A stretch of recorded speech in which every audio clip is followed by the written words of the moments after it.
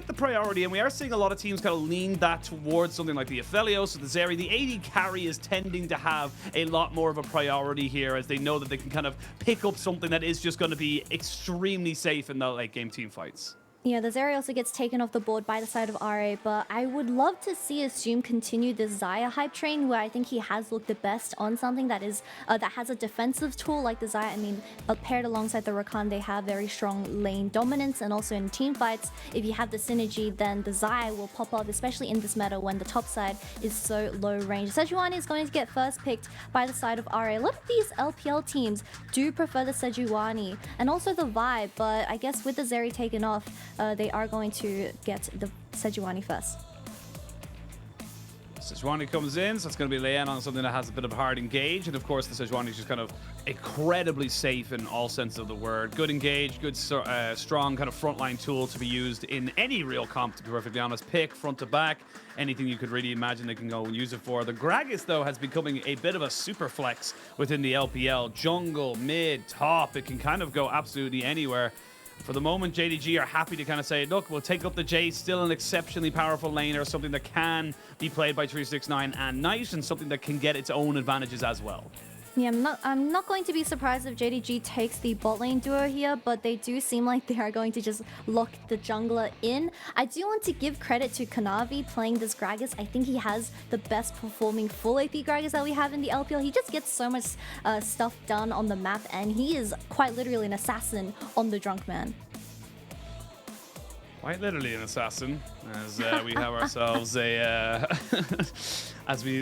a nice, powerful, possibly mid jungle or top jungle combination. Solo lane and jungle definitely there, so we could be seeing a lot more priority given over to the top side of the map here for JDG. But alright, not to be outdone, if they could lock in two solo lanes. Honestly, I was just going to say the Yone, and possibly, I was going to say the Renekton, but he's been already banned away, so maybe even something like a Camille might be an option here for RAs on Cube, and that looks like exactly what they're looking for. Oshin, I study draft.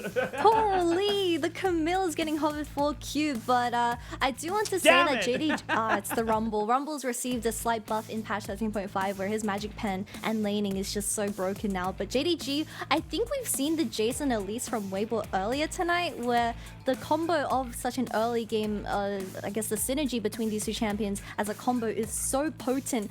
I believe they ended the game at 23 minutes or so. So in the hands of JDG, can they repeat that is the question, as the Cassante gets hovered as a response into the Rumble. And they repeat it, and you know, I will say, we are coming towards the end of the split. This is when teams start to really put the foot down. They kind of want to try and get that momentum going into the postseason. JDG, of course, already locked and loaded for playoffs, but if they're not in the first few rounds, it's actually about a week or so before they play after the end of the split. So maybe even 2 weeks, depending on how their schedule works. So there is actually quite a lot of time without any stage games coming out for them. And I would love to see JDG really push to make sure they're getting as much out of this as they possibly can. Blitzcrank going to be the ban away here from Southwind, as we can see RA very much going towards a very hyper, you know, kind of toe-to-toe laning phase against these JDG solo laners, and saying, look, just as much as you have the Elise, we have the Yone, we have the Rumble, and it's the new Rumble as well with the Harpoons, the extra magic shred, and we've seen it quite a few times already in the LPL of how powerful it can be against some of these laning threats. Yeah, most definitely. The amount of just choke ability that they have on RF so far is getting a little bit scary, but it is very rare to not pick a single bot lane duo in the first 3 picking phase, and I think this is the first time I've ever seen it in the LPL. So a lot of these ADCs are getting taken off the board. Missing, however, he has been enjoying a lot of these enchanters over melee support, so they have taken off the Blitzcrank, signifying something like the Aphelios and Lulu for JDZ's composition, or maybe even a Caitlyn and a Lux, where you do get the early tempo going, but what will Assume respond with, because the Aphelios and Thresh is still available on the board. I'd like to see where they want to try and bring this next piece. Honestly, it feels like the pick here for JDG. Get it onto Ruler. They are going to lock in the Thresh first, kind of recognizing that maybe they don't want to give over the full bot lane combination just yet, but Aphelios feels like the strong pick to go with right now in terms of the AD carries when you look at the amount that have just been banned across the board. But we'll see as the Thresh just get locked in here for missing. Bit of a old school favorite of a lot of LPL support, something that you kind of Thresh, in my opinion, is like the Lee Sin of the support role. It's kind of something you just have to play. You have to know how to do it. You have to know how to work with it. So RA, very happy to kind of take the Aphelios here, but what are they going to pair it with? That's my question.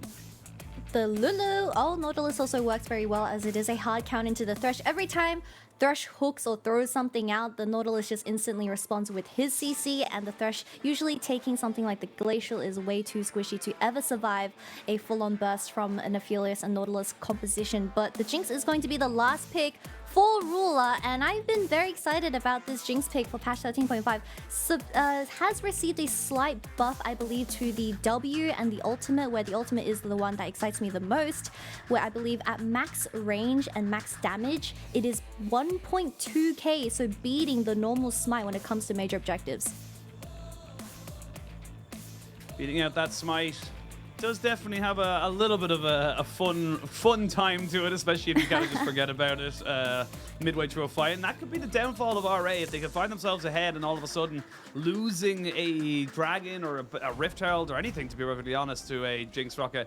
Can be very, very demoralizing. But both teams locked and loaded, and my God, am I happy to see more of this kind of style of team comp coming in. We're going with skill expression. We're going more with things that have to fight in order to find their advantages. None of this Ashe 80 carry, Heimerdinger, support garbage that I've hated for so damn long. Going back to the old school hard engaged supports with hard engaged junglers, and just straight up like laning, kind of laning matters so much now for both these teams, because if the Yone gets ahead of the Jace, that's a massive threat for JDG to have to deal with. So both sides going to have to be on their toes. Yeah, JDG coming into this game one with a lot of range as Knight locked in the blind Jace for mid lane, paired with something like Ruler, where he is going to build ideally the RFC. It is going to be a lot of space for these team fights, but my main focus is still going to be on the mid jungle duo, as we've seen that Kanavi and Knight, when they do get the early game rolling where they get all the resources onto Ruler, he gets unstoppable. But can they do the exact same on RA's side, where I assume he has been also looking very comfortable and in his element for the past few weeks? He has indeed, but we're gonna hypothesize no longer. Jumping onto the rift for game number 1 of this best of 3. JDG versus RA. RA fighting for their lives in the playoffs picture.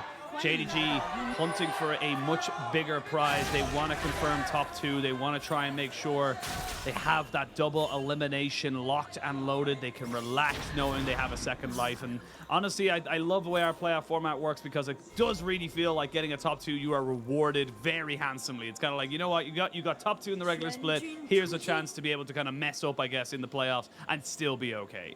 Yeah, 3 buys just means so much time to prepare and spectate what all the other teams are cooking during the playoffs. And hopefully JDG is able to secure their spot in that second position, as there's a lot of competition still with only 2 weeks left. I believe their upcoming matches will be up against LGD and Ultra Prime. So relatively easy, and they are still the upper or strong dogs. What is it called again? The what? That's favorites? No, it's underdogs, but they're the favorites. Top dogs? I don't know why. Top dogs? Why am I trying to? I'm getting the words mixed up. But hopefully JDG isn't going to drop a game up against those lower tier teams, and they really just secure this spot. I believe LNG is still a relatively easy schedule as well, but it's all up to luck sometimes. Sometimes it can be, like, again, the way the structure of the league works, you only get one best of 3 between every single person, and you catch someone early, you catch someone late, depending on their form. It can be the difference between good and bad for the way your split kind of works itself out. But Knight already having himself a little bit of a time, as gets the early priority and pushes in to get a ward around that Raptor pit, so he's going to have a fairly decent idea of where Leyen is. As Southwind almost walked into that. He nearly got into that. He's like, yo, I'll help you out. Into it. Hey, supports. That's how this works. Yeah. But yeah, again, look, pretty standard laning phase. We're going to see a lot of priority in top for RA, a lot of priority in mid for JDG. It's about what the junglers can really do with that priority, that they're going to be, kind of the difference maker in this first 10 minutes or so. Yeah, most definitely. And looking at JDG's side, we do have the Jace versus Yone matchup, where this Jace is going to be able to push in the Yone until that level 6, where he starts having a bit of kill threat on tonight, but for now, I'm assuming Kanavi is going to just have so much more freedom compared to Leyen, but it does seem like he's going to force a flash here. Possibly. It is still difficult with the wave pushing in, and you can see Strife trying to go for something there, but nothing really to be found, as Knight's very safe for kind of getting that bounce back on the wave.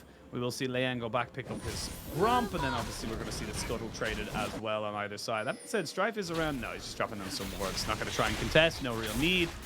And everybody's just happy with the way the laning phase is going on so far. So, we obviously talked a lot. Yeah, a bat?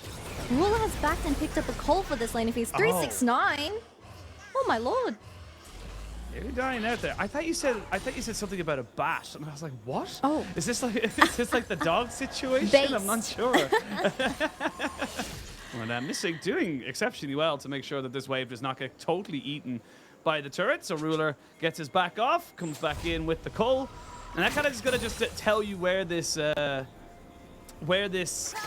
laning phase is kind of going on that bot side. Both AD carries having culls.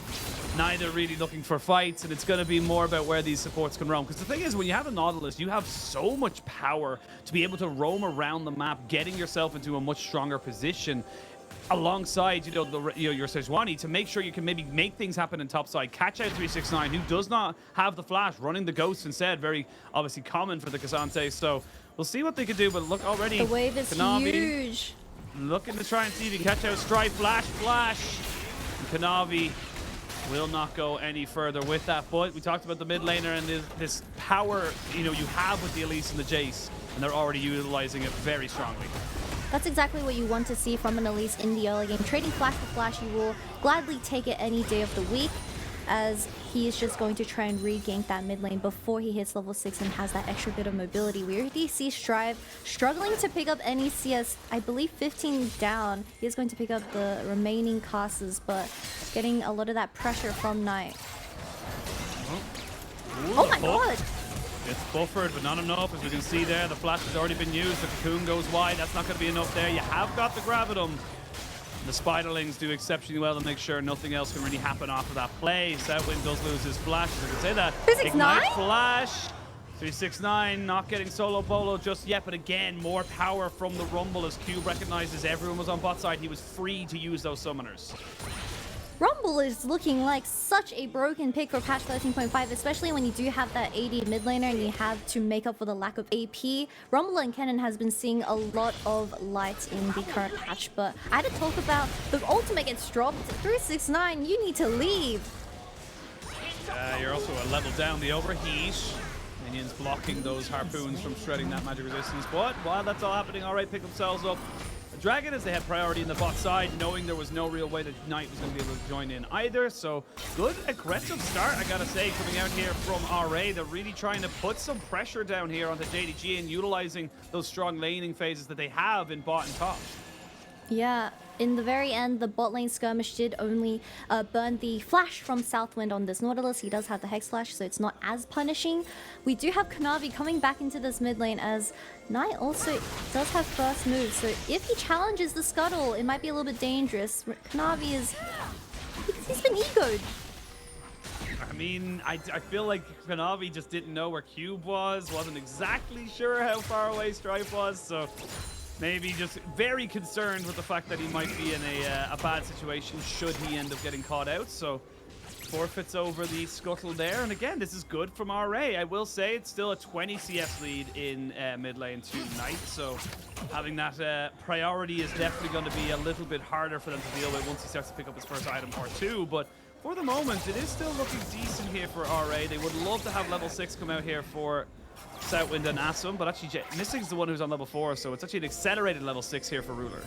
Lillian's already level 6, as the Herald is going to be spawning in 30 seconds, as RA did pick up that first one under JDG's noses, so they're already setting up the vision, and Southwind is making his way up here with the Hex Slash available. Knight has to be a little bit careful, he doesn't have his support hovering.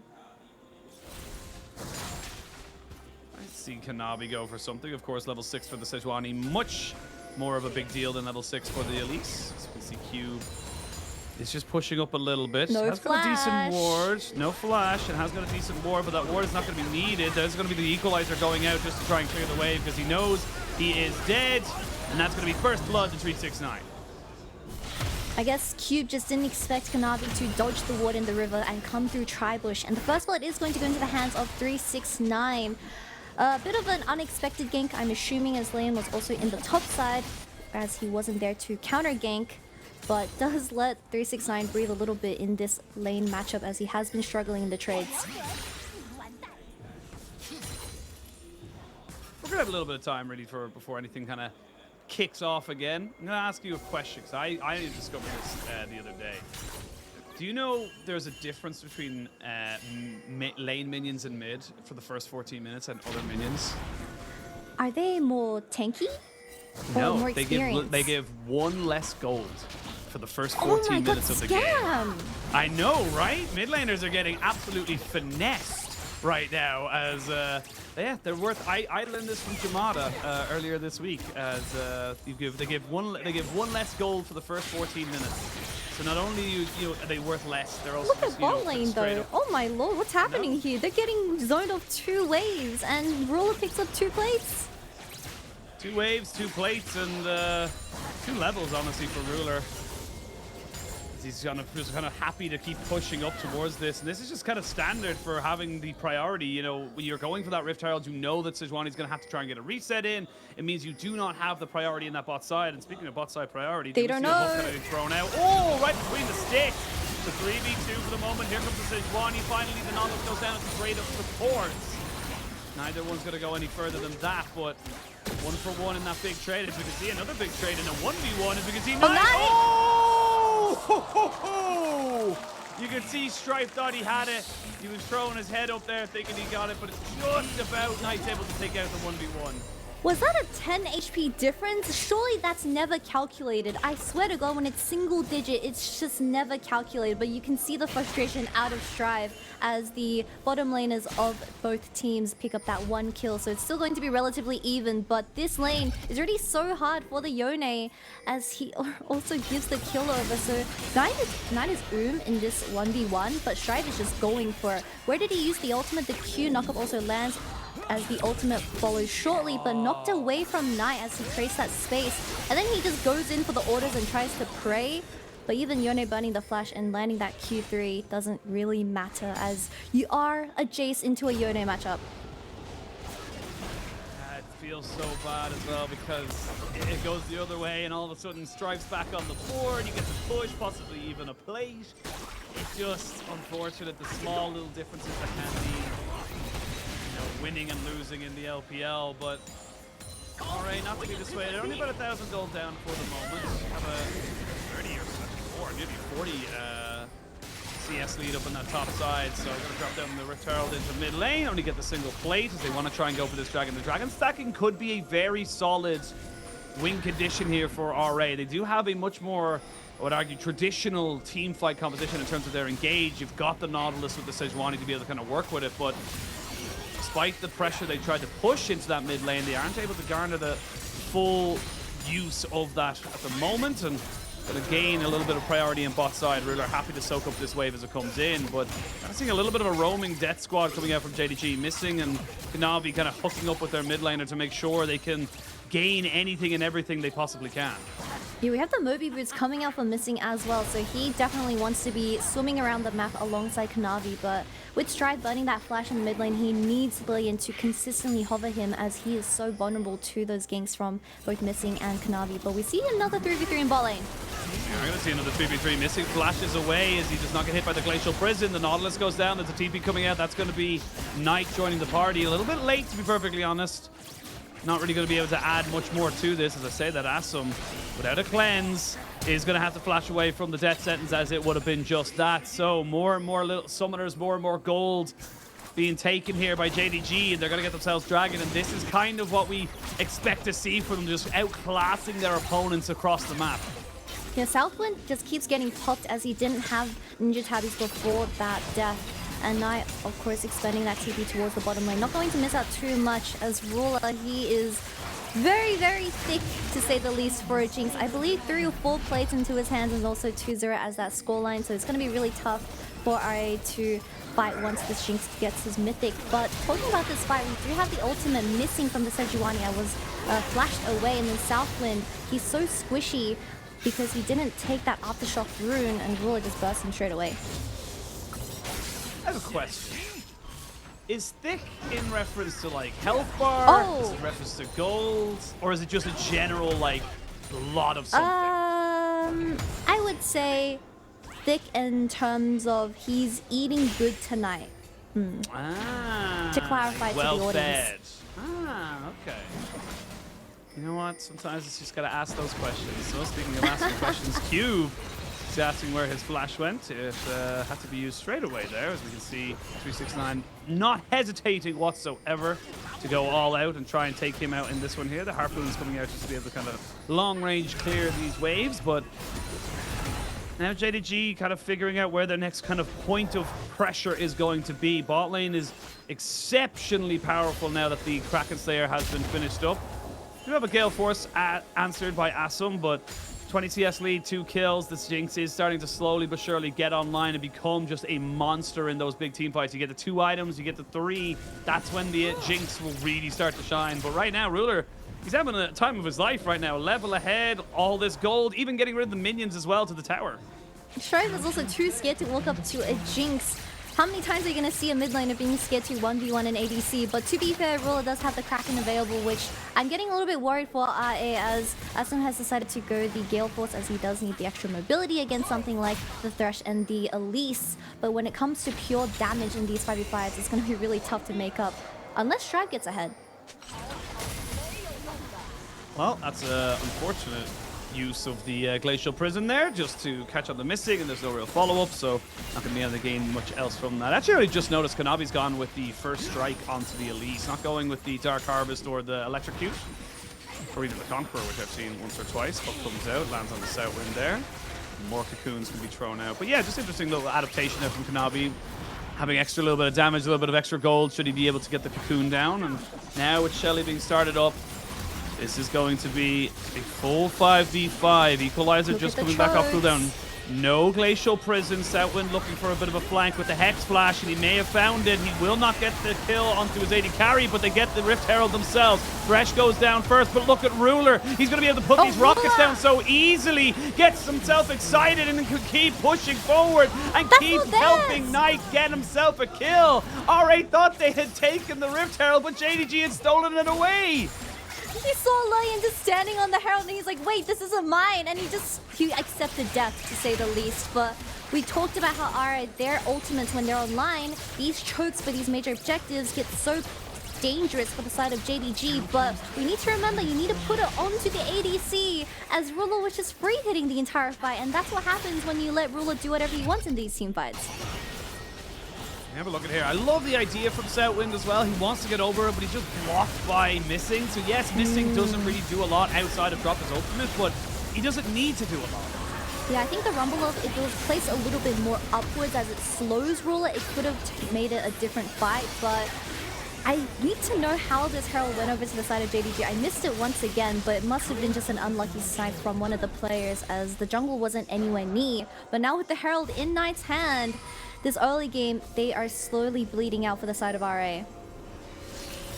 Yeah, what was a 1,000 gold lead, now 3,000 gold lead. They're getting themselves Rift Herald. They're getting pressure across the map, dragging in 1 minute's time. And first and second, actually 2 items now onto Ruler. At 17 minutes, he's already got that rapid fire cannon alongside the Kraken. So the safety you have with this Thresh and combined, and this is something we saw a while ago when it was Jinx and Aphelios as the undisputed meta of AD carries, is that it wasn't about which one you got, it was about which AD carry you were able to kind of pair with the support of Thresh. That was the big thing. Thresh became the power pick in that support role in that particular matchup, so we're seeing it once again, just able to cover off so many of the weaknesses that these hyper carries have.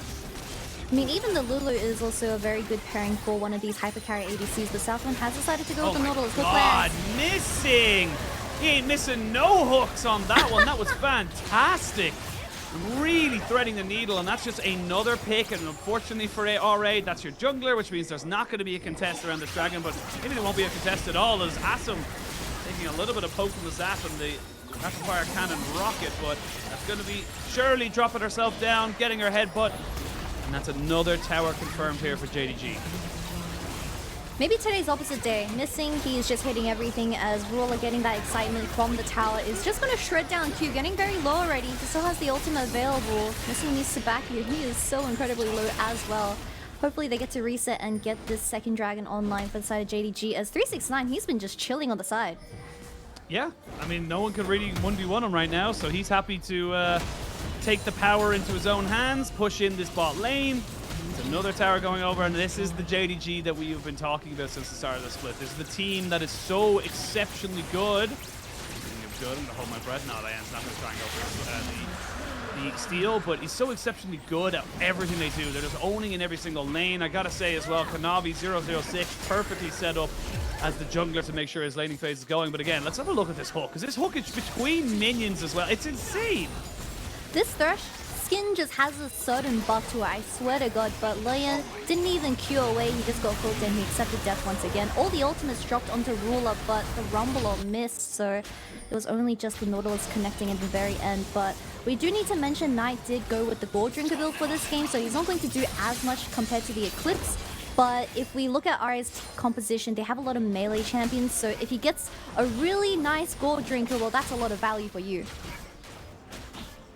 Absolutely, if he's looking to be a bit more melee, a bit more in the face of the carries of RA, he's definitely going to be needing that Gold Drinker a little bit more.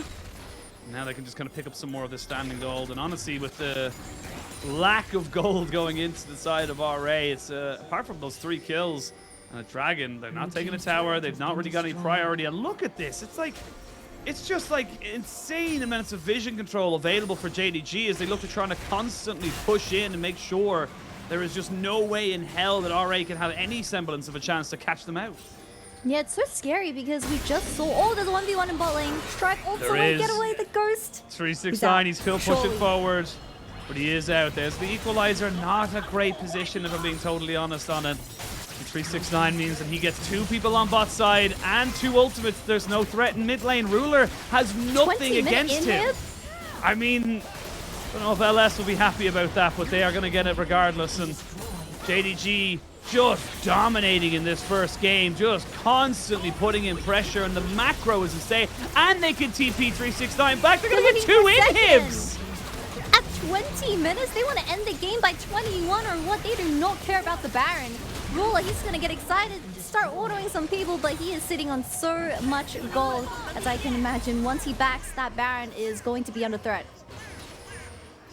This is just dominance by JDG. 2 inhibitors down. We have a look at the replay there, and it's just really well played here by 369 to put Strive into such a bad position, but 6,000 gold. Gold honestly doesn't even make that big of a difference right now. It's just the laning prowess, the pressure that has now kind of come out of it. Bot lane and mid lane pushing against you. Baron available to JDG. I don't know how you're going to be able to try and contest this, because all you have to do is stall out for a couple of seconds and super minions will flood your base.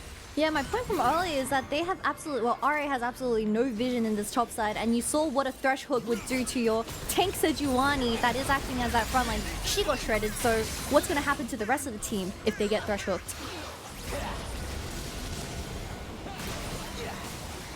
I don't know. All I know is they're going to try their absolute hardest. Missing is caught out, Missing is dead. So there's one little bit they could definitely use. They did have to use a hell of a lot. I was just about to say, that's 4 out of 5 of your ultimates, and Leanne is not looking the healthiest. They might still just go for this Baron, as they can see that. Oh no! So close to knocking out Leanne, but that means there's almost certainly going to be no Sejuani to contest. And that's the Baron going over to the side of JDG. Do you know what the craziest thing about this is? RA got the pick. RA got someone off of JDG. JDG get Baron. I don't understand this. Even if Leon died to the Jinx Rocket, the tempo was the exact same. The Sejuani is still coming out of base, and the Baron will naturally fall into the hands of JDG, as even Missing got the Baron buff. But Raw on this Jinx is just an absolute tower menace, chowing down on all the objectives around the map. Now nearing a perfect game for the side of JDG, other than dropping a few kills. Yep, few kills in the first early dragon. JDG doing exceptionally well. Flash for Flash. Knight does respect the Nautilus hook. Does not want to leave his perfect KDA.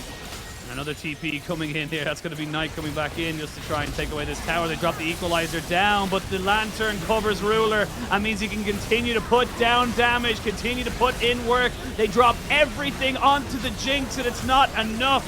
Flash there by Leyen to dodge the rocket, but a double kill for Knight. Triple kill, I should say, for Knight. As maybe he wants himself a penta. It would be difficult underneath the laser beam of the fountain, but in 24 minutes, just a little bit less, JDG crush RA.